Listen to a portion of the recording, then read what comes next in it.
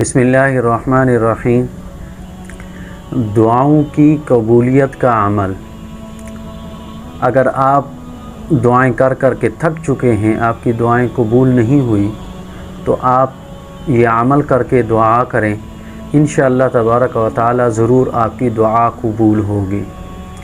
کرنا یہ کہ 3 بار درود شریف پڑھنا ہے، 3 بار درود ابراہیمی پڑھنا ہے، اور اس کے بعد 313 بار اللہ تبارک و تعالیٰ کے یہ 3 نام پڑھنا ہے، یا اللہ، یا رحمان، یا رحیم۔ 313 بار یہ نام پڑھنے کے بعد پھر 3 بار درود ابراہیمی پڑھیں، اور اس کے بعد اللہ تبارک و تعالیٰ سے دعا مانگیں، انشاءاللہ تعالیٰ ضرور آپ کی دعا قبول ہوگی۔